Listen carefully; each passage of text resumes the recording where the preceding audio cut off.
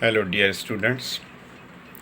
I am Nanak Das, Associate Professor of Commerce, Accounting Subject from Government Gas Degree College, Pir Jogot, District Khairpur.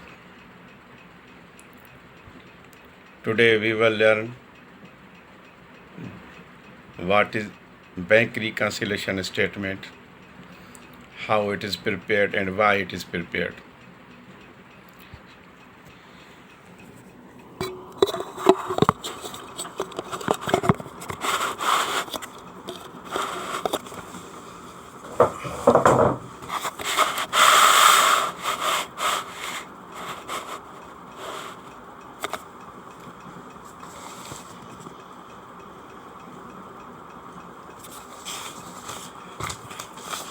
When a businessman or any person operates a bank account with any bank, he will record all the bank transactions in the cash book, in the bank column.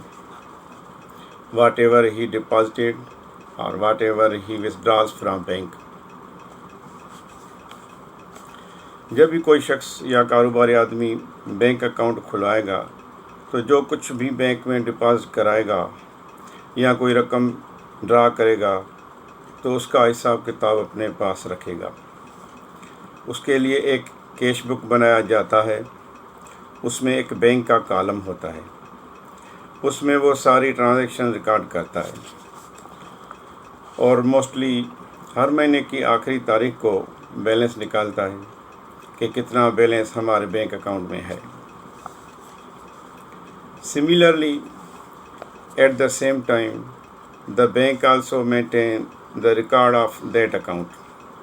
All the deposits and withdrawals are recorded by them, and at the end of the month, they also calculate the last balance of the account. And a bank statement is also supplied to the holder of the bank account.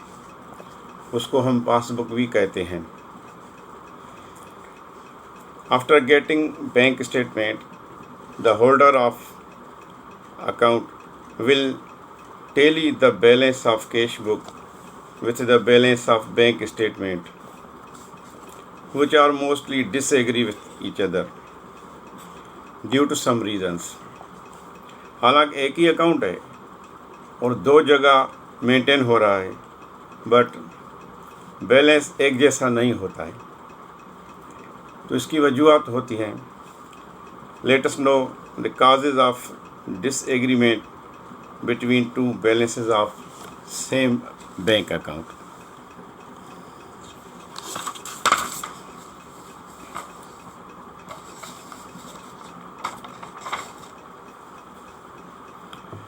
Bank reconciliation statement is prepared to find out the causes of disagreement of two balances of the same bank account on any date. The need of this statement is to test the accuracy of the transaction posted. There are so many reasons of disagreement of two balances, वो हम discuss करेंगे। ये आपके सामने points लिखी हुई हैं, एक एक को हम समझते जाएंगे। पहली पॉइंट है, cheques issued to various suppliers for payment but some of them have not presented to the bank for payment. हमने चेक इशू किए हैं सप्लायर्स को या किसी भी पार्टी को, लेकिन वो अभी पेमेंट के लिए बैंक में नहीं ले गए हैं, इसलिए बैंक से पैसे नहीं निकले हैं। हमने तो अपने पास माइनस कर दिए हैं, इसलिए बैलेंस में फ़र्क आएगा क्योंकि बैंक से अभी कुछ चेक्स पास नहीं हुए हैं। तो ये भी एक रीज़न है बैलेंस डिसएग्रीमेंट का। नंबर 2 है, checks deposited into the bank for collection but some of them have not been collected on that date. इसी तरीके से हमें कुछ चेक मिलते हैं कस्टमर से या किसी पार्टी से चेक मिलता है, तो वो हम बैंक में स्लिप भर के बैंक में हम डिपॉज़िट कराते हैं और अपने पास हम ऐड कर लेते हैं कैश बुक में। लेकिन कभी कभी वो बैंक में वो पैसे टाइम पे जमा नहीं होते, वो चेक क्लियर नहीं होते, कलेक्ट नहीं होते, तो वहाँ पैसे जमा नहीं हो सकते। तो हमारे पास तो हो गए हैं, इसलिए डिफरेंस आ जाएगा। तो ये भी एक रीज़न है। Number 3, interest of the bank balance recorded in the bank statement only. Bank हमें अपने बैलेंस पे इंटरेस्ट देती है और अपने टाइम पे वो इंटरेस्ट हमारे बैंक में जमा हो जाता है बैंक की तरफ से, लेकिन हमें टाइम पे वो इन्फॉर्मेशन नहीं मिलती, तो हम कैश बुक में नहीं होता है, तो डिफरेंस आ जाता है। जब हम भी कैश बुक में वो इंटरेस्ट ऐड करेंगे तो टैली हो जाएगा। तो ये भी एक डिसएग्रीमेंट का रीज़न है। नंबर 4 है bank collection and other charges और इंटरेस्ट ऑन बैंक लोन और interest on overdraft entered and deducted by the bank only. हम जो बैंक से सर्विस लेते हैं या हम कोई लोन लेते हैं या ओवरड्राफ्ट पैसे और निकालते हैं अपने बैलेंस से ज़्यादा, उस पर बैंक चार्जेस लेती है, हमसे इंटरेस्ट लेती है, सर्विस की चार्ज लेती है, इंटरेस्ट लेती है, तो वो डिडक्ट कर लेते हैं बैंक वाले। लेकिन हमें बाद में इन्फॉर्म होता है, तो हमने नहीं किया होता है, तो फिर डिफरेंस आ जाएगा। तो ये चौथा जो है रीज़न है डिसएग्रीमेंट का बिटवीन टू बैलेंसेस। नंबर 5 है direct deposit by a customer in the bank account and no intimation received from the customers और फ्रॉम द बैंक।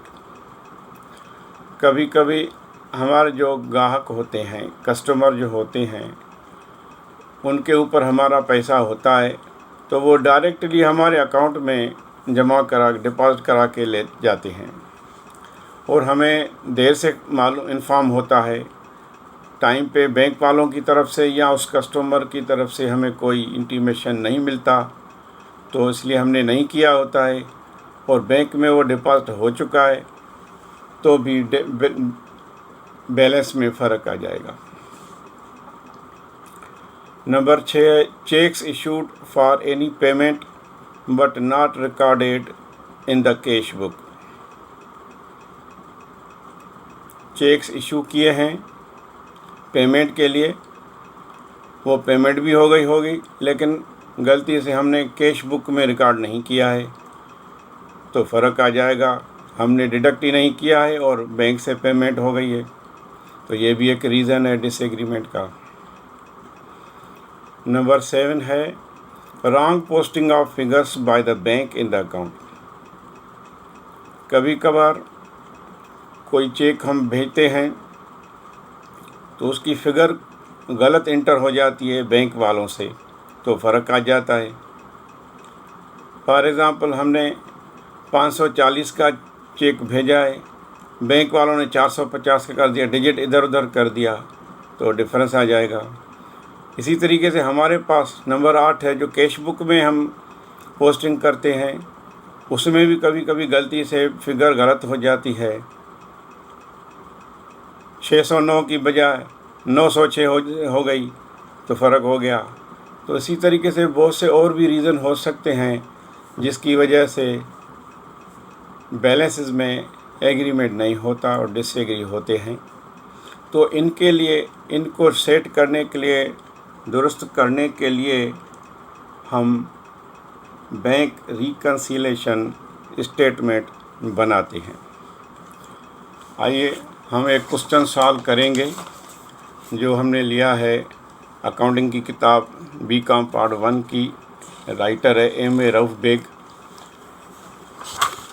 आप ये क्वेश्चन नोट कर लें या वीडियो को पॉज करके आप इसको नोट कर सकते हैं या डाउनलोड कर सकते हैं, प्रिंट निकाल सकते हैं।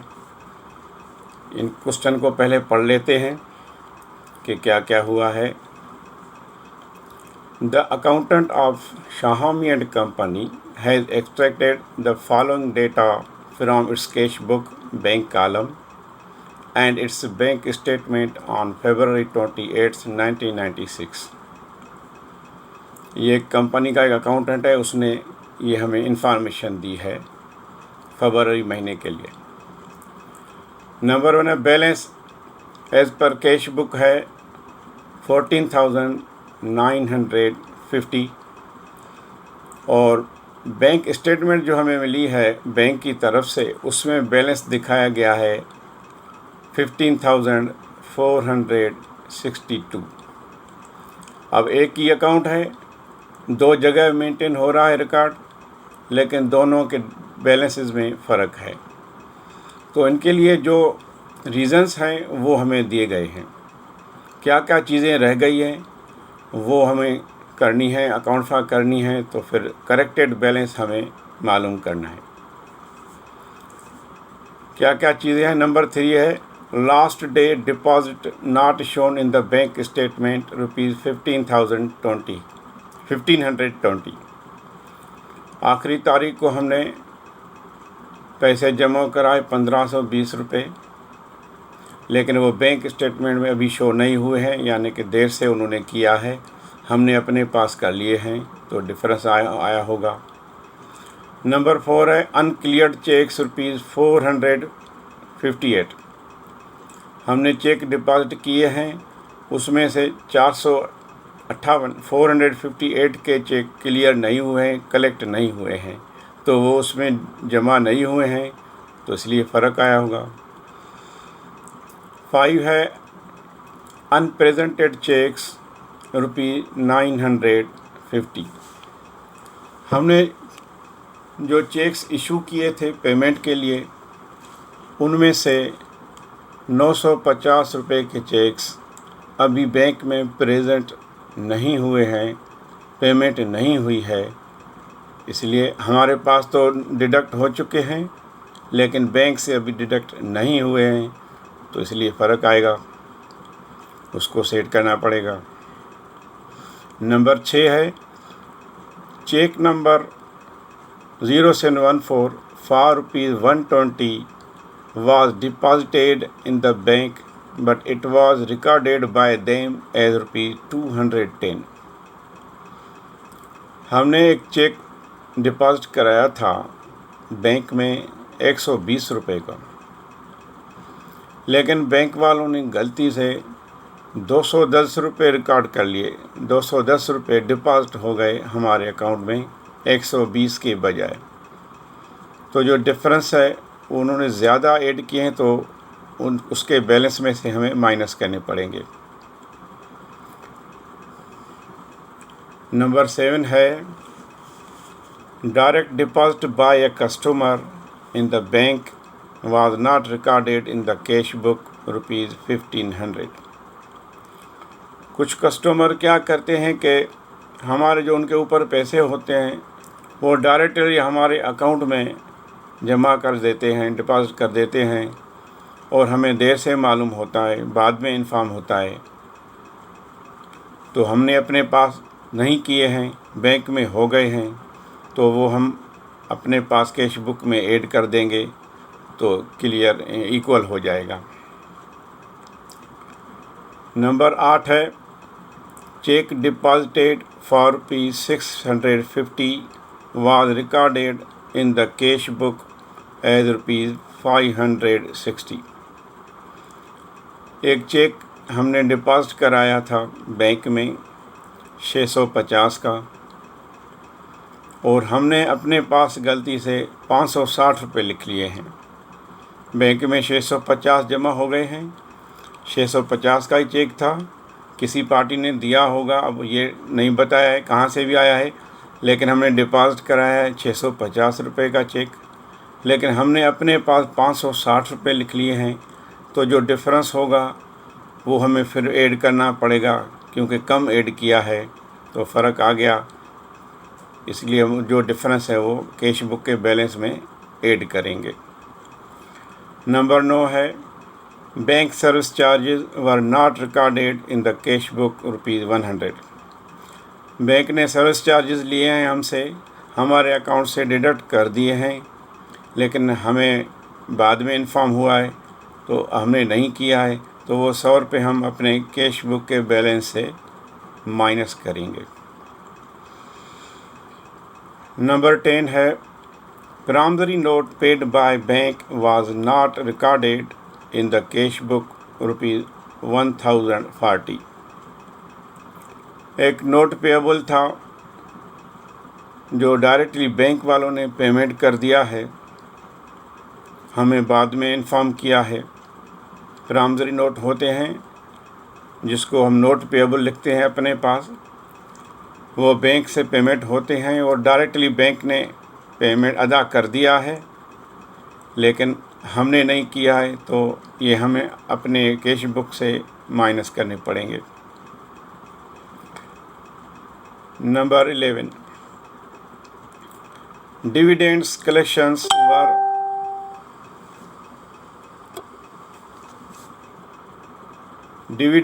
Collections were credited by the bank but they were not recorded in the cash book ₹1000। Dividend collect हुआ है। डिविडेंड मीन्स किसी कंपनी में हमारी इन्वेस्टमेंट है, शेयर्स लिए हुए हैं, उनमें से हमें प्रॉफिट मिला है जिसको हम डिविडेंड कहते हैं। किसी कंपनी ने हमें डिविडेंड भेजा है, डायरेक्टली बैंक में जमा हो गया है, हमें अभी इन्फॉर्म हुआ है तो हमने नहीं किया है, बैंक में हो गया है तो इसलिए भी फ़र्क आया होगा, तो वो 1000 रुपये हम अपने कैश बुक में ऐड कर देंगे।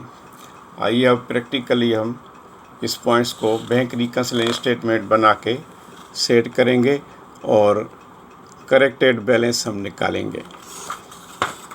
ये तरीका है बैंक स्टेटमेंट बनाने का। ऊपर कंपनी का नाम लिखा है, bank reconciliation statement as on February 1996।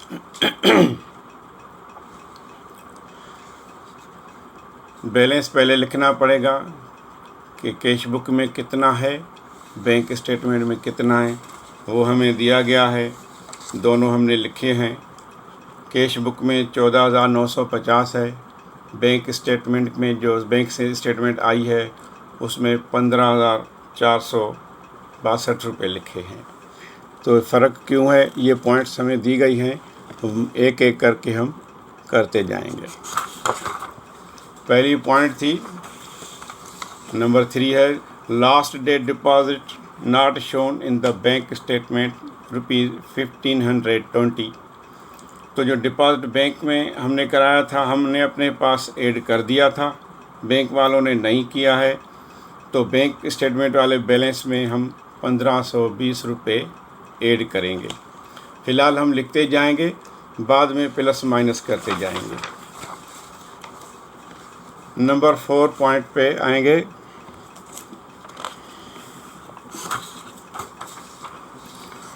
अनक्लियर्ड checks ₹458। Checks clear नहीं हुए हैं, हमने बैंक में जमा कराए हैं लेकिन अभी कलेक्ट नहीं हुए हैं, तो वो हमारे पास तो ऐड हो चुके हैं। अब हम बैंक स्टेटमेंट वाले बैलेंस में ऐड करेंगे 458। उसके बाद है 5 पॉइंट है अनप्रेजेंटेड चेक्स ₹950। हमने सब कुछ चेक जो पेमेंट के लिए इशू किए थे उसमें से 950 रुपये का चेक इशू किए थे जो वो पेमेंट नहीं हुआ है, वो यकीनन माइनस होने हैं, क्योंकि हमने तो अपने पास माइनस कर दिए हैं, तो बैंक से माइनस होने हैं, इसलिए हमने बैंक स्टेटमेंट वाले बैलेंस में से माइनस करेंगे। उसको हमने ब्रैकेट दिया है कि ये डिडक्ट होगा, तो पहले हम सारी पोस्टिंग कर देंगे, फिर प्लस माइनस कर देंगे। उसके बाद है 6 नंबर है check number 0714 for ₹120 was deposited into the bank but it was recorded by them as rupees 210. हमने 120 का चेक जमा कराया था, लेकिन उन्होंने 210 जमा कर दिए हैं। तो जो ज़्यादा किया है वो माइनस करेंगे। डिफरेंस आता है 90 रुपये। तो 90 रुपये हम लिखेंगे wrong credit by bank 90 rupees, वो भी माइनस करेंगे बैंक वाले बैलेंस में से। नंबर 7 है direct deposit by a customer in the bank was not recorded in the cash book rupees 1500. 1500 रुपये डायरेक्ट जमा हो चुके हैं बैंक में, लेकिन हमें बाद में इन्फॉर्मेट हुआ है। तो अभी हम अपने बैलेंस में यानी कि कैश बुक के बैलेंस में हम 1500 रुपये ऐड करेंगे। फ़िलहाल लिखेंगे, बाद में प्लस माइनस होगा। इसी तरीके से नंबर 8 है check deposited for ₹650 was recorded in the cash book as ₹560. 560 की जगह हमने 650 की जगह हमने 560 रुपये कैश बुक में लिखे हैं। 650 रुपये डिपॉजिट किए थे, लेकिन हमने अपने पास कैश बुक में 560 रुपये लिख लिए हैं। तो जो डिफरेंस है 90 रुपीज़ का, वो हम अपने कैश बुक के बैलेंस में ऐड करेंगे। लिखेंगे wrong posting of a cheque in cash book ₹90, ये ऐड होगा। तो add wrong posting of a cheque in cash book ₹90। इसी तरीके से नंबर 9 पे है bank service charges were not recorded in the cash book ₹100।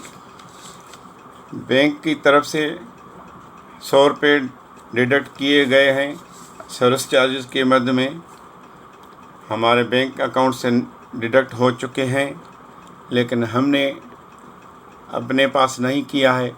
तो ये 100 रुपये अपने कैश बुक के बैलेंस से माइनस होंगे।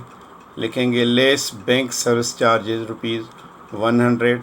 इसको हमने ब्रैकेट में रखा है ताकि ये माइनस होगा।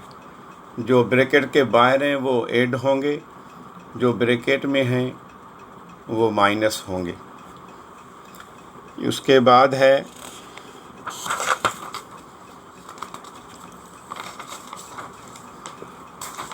नंबर 10 पे है promissory note paid by bank was not recorded in the cash book ₹1040. Bank की तरफ से एक नोट पे किया गया है जो हमारे ऊपर किसी का कर्ज़ा था और हमने नोट लिख के दिया था, जिसको हम नोट्स पेएबल कहते हैं। वो बैंक से पेमेंट हो चुका है, लेकिन हमें बाद में इन्फॉर्म हुआ है तो हमने नहीं किया था। कैश बुक के बैलेंस में माइनस नहीं हुआ है, तो अब हम माइनस करेंगे ताकि टेली हो जाए बात। तो लिखेंगे less note paid by bank ₹1040, ये हम अपनी कैश बुक के बैलेंस से माइनस करेंगे। लास्ट में है dividends collections were credited by the bank but they were not recorded in the cash book ₹1000. Dividend collect हुआ है, किसी कंपनी के हमने शेयर लिए गए हैं, परचेज किए हैं शेयर्स, उस पे हमें मुनाफा मिला है, डिविडेंड उसको कहेंगे। वो डायरेक्टली हमारे अकाउंट में आता है, डायरेक्टली बैंक में जमा हुए हैं 1000 रुपया, लेकिन हम अपने पास अभी करेंगे, अभी हमें इन्फॉर्म हुआ है तो हम ऐड करेंगे अपने कैश बुक के बैलेंस में। लिखेंगे add dividend collected by bank ₹1000। तो ये सारी पोस्टिंग जो है हमने कर ली हैं। अब इनको जो ब्रैकेट से बाहर हैं वो आपस में ऐड होंगे और ये ब्रैकेट वाले उसमें से माइनस होंगे, तो ये आंसर आता है। और इसी तरीके से कैश बुक का बैलेंस में जो ये बाहर फिगर हैं वो ऐड होंगी और जो ब्रैकेट वाली हैं वो माइनस होंगी, ये ऐड होगी, तो प्लस माइनस करके इधर भी वही आंसर आ रहा है और यही हमारा करेक्टेड बैलेंस है 16,400। इधर भी 60,400 है। तो इसी तरीके से बैंक रिकन्सिलेशन स्टेटमेंट बनाई जाती है ताकि हमें सही बैलेंस मालूम हो। एक्चुअल बैलेंस फाइंड करने का ये एक तरीका है। उसके बाद हमें क्या करना होता है, जो चीज़ें हमने whatever we have entered in the cash book, new transaction entered in the cash book, जो भी हमने इधर नई ट्रांजैक्शन ऐड की हैं, we had to make journal entry for those transactions। उनके लिए हम जर्नल एंट्री बनाएंगे। जो अभी जो बैंक में चेंजिंग हुई है वो हमारे पास तो पहले से ही की हुई है। जो कैश बुक में नहीं हुआ है, अभी हुए हैं, तो उनके लिए हमें जर्नल एंट्री बनानी पड़ेगी। तो ये जो 4 पॉइंट हैं, 1 2 3 4 5 पॉइंट हैं, ये 7 से लेकर 7 8 9 10 11 इनकी हमें जर्नल एंट्री बनानी पड़ेगी ताकि हमें रिकॉर्ड में ये आ जाए। हमने ऐड तो कर लिया बैलेंस में, लेकिन प्रॉपर रिकॉर्ड मेंटेन करने के लिए हमें जर्नल एंट्री बनानी पड़ेगी। ये जर्नल एंट्री बनाई गई है। 7वीं पॉइंट से जो है कैश बुक से ताल्लुक़ रखती हैं चीज़ें, तो वो हमें बनानी पड़ेंगी। 7वीं पॉइंट में है डायरेक्ट डिपॉजिट बाय कस्टमर, 1500 रुपये है। तो ये अब बैंक में डेबिट होगा, बैंक डेबिट होगा और अकाउंट रिसीवेबल क्रेडिट होगा, क्योंकि अकाउंट रिसीवेबल होगा तभी तो कस्टमर ने जब डिपॉजिट किए हैं, तो अब अकाउंट रिसीवेबल जो है वो क्लियर होगा और हमारे बैंक में पैसे आ गए।